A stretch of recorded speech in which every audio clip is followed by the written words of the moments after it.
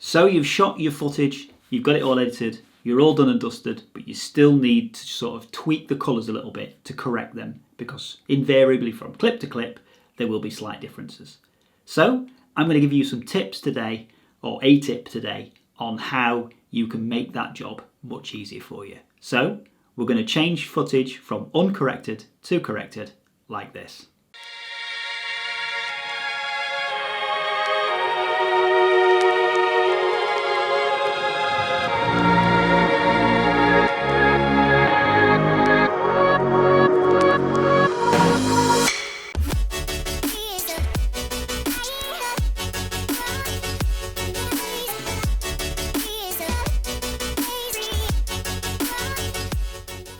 What's happening, guys? Dan Debenham here. Yes, today we're going to look a little bit more at colour correction, and this is just one simple tip with a little bit of an add-on to show you how it can be easily done and you can get through the whole process pretty quick. This is not a colour grading tutorial.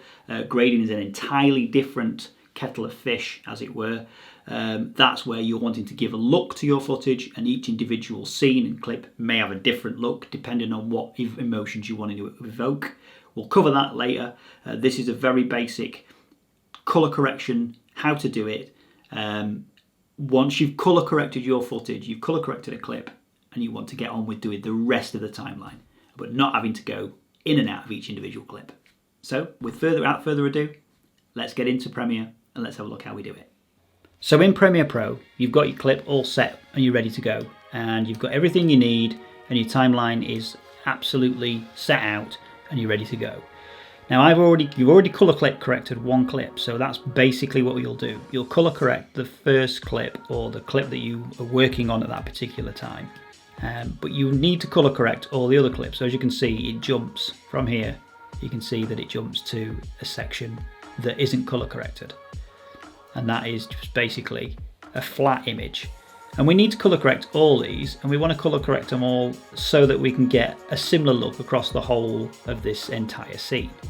So the way to do that would be to highlight the clip that you have already colour corrected, i.e. this one for me. I'm going to right click, or control click if you're on a Mac, and I'm going to go up to copy. And I'm going to copy that entire thing. So that entire clip is copied effectively. And what we're going to do then is I'm going to highlight all the clips that are in my timeline. I'm then going to right click again, and I'm going to click paste attributes. This box pops up, which is a paste attribute box. Now it tells you exactly what you're going to paste into your next set of clips. So if you've got any motion, opacity or time remapping or anything like that, and you don't want that to be copied to every single clip in your timeline, you need to uncheck those. So it's just the effects that are checked.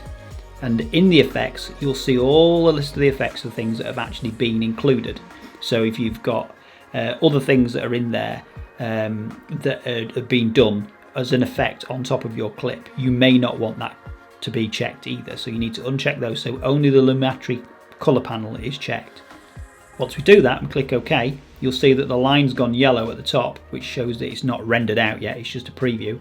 But as we transmit through the timeline, as we go across, you can see now that it is actually already been colour corrected. It's added that same colour profile to every single clip. So it's exactly the same settings. So if I go up to basic settings here, you can see the colour correction from one clip to the next. So if I move from this clip to this clip, you can see that the colours stay exactly the same. And that is because it is basically copying the colour layout settings for this clip all the way across that timeline. Now, sometimes there are going to be various differences and variances within these clips, so that you might need to change from one clip to another. You might need to just sort of tweak things a little bit. So what you can do is you can say, right, okay, that clip looks a little bit better in the sort of blues and what have you but I could do with knowing what that, I could do with seeing that side by side. So what you can do there is go to Color Wheel Match, Comparison View, and then you can scrub through your entire timeline where it's coloured. You can scrub the entire timeline and you can see exactly what it is that you're going to be comparing against. So for instance, that one there, for instance, I want to tweak that little bit. So I can see what the colours are there, and this is the one I'm working on, and then I can either add blues in, or I can take blues away, or I can go down to my HSL secondaries and start messing around with the HSLs and get those colours to be exactly the same. And from there, you're good to go. So as you can see, it's a very simple and very quick tip. Just saves you an absolute bundle of time. There is no reason why you wouldn't want to use it. It just makes the job much easier. You're then only tweaking rather than going through each individual clip and trying to colour correct and flicking back and forth, left, right and centre.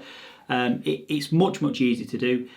So I hope you did find it useful, and I hope you can put it to some use, and I hope it speeds up your workflow just that little bit. If you want another video on colour correction, there's going to be a video up here that pops up that will tell you a little bit more about colour correction. We'll do a grading tutorial later down the line where I show you the reasons why you would grade something a particular way, and why you would grade it and why you would use those colours and not others. And for that, we'll see you next time. Peace!